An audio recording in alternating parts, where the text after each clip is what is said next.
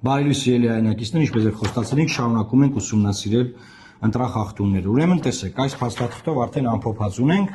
Ես հերթով ասում, ունենք 1-ի 1 տեղամաս 0 ձայն, ըստ ԿՀ-ի 3 ձայն ունենք։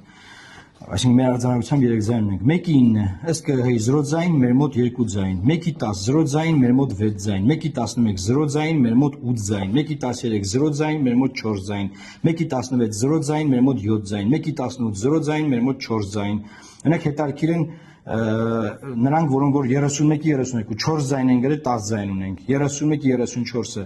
6 ձայն են գրել, 19 ձայն ունենք։ 34-25 3 ձայն ունենք 0-ա գրված էլի։ 35-19 0 ձայն 1 ունենք։ 38-ի 28 0 ձայն 3 ունենք։ 38-ի 41 0 ձայն 4 ձայն ունենք։ Եվ այսպես շարունակ, այսինքն հիմա մենք երեկվա տվյալներն էլ սրան գումարած մոտավորապես 200 ձայն մոտավորապես գտել ենք, որ ԿՀ-ում գրված է 0, մենք ունենք այս ձայները։ Մենք քարոզարշավի ժամանակ ինչ ենք անում ժողովուրդ։ Ամեն մի ձայնի համար կռիվ ենք տալիս, որ այդ մի ձայնը տանենք, չէ՞, համոզում ենք մարդուն, ծրագիր ենք ներկայացնում, ասում ենք մենք սենց կանենք, նենց կանենք, բան 200 ձայն մենակ մեր տարած չանցած ուժի թվից տարել են։ Ու դեռ մինչև հիմա ԿՀ-ում էս ուղղված չշտկված չի։ Հարց առաջանում, լավ։ Երեկվա իմ ուղի եթերը դա հաղորդում էր հանցագործության մասին։ Ինչ որ մեկը դատվել է այս տվյալները սխալ մուտքագրելու համար, այսինքն ի՞նչ է տեղի ունեցել։ Ձայնը կա, ինքը 0-յա մուտքագրել։ Մեկի նկատմամբ քրեական հետապնդում կա, չկա։ Գնացինք առաջ։ Այս էլ արձանագրությունները յակներով տեսնում են։ Երեկվա ասածս ԿՀ-ում դեռ շտկած չի։ Հաջորդ բան, ասում են ինչ եք անելու, բայ հիմա ինչ եք անելու, ամեն ձայնի հետևից գնացել։ Ժորժ ջան, ամեն ձայնի հետևից գնացել ենք, հեսա ձայները։ Հիմա հաջորդը։ Խորհրդարանական ուժերը ունեն ամեն հանձնաժողովում 2 ական հանձնաժողովի անդամ, խորհրդարանական ուժերը։ Այս 2000 տեղամասերում ունեն։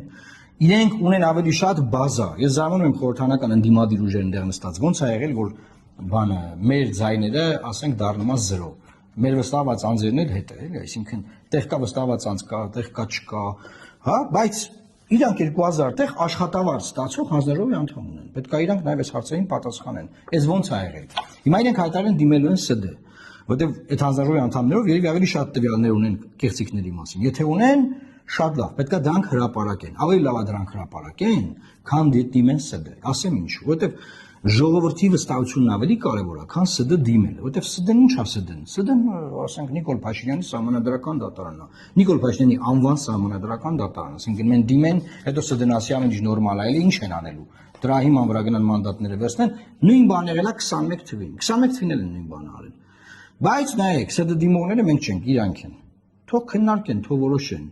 Մենք շարունակենք այս հարցով զբաղվել։ Տարածեք եւ լավ մնացեք, Աստված պահապան Հայաստանի Հանրապետությանը։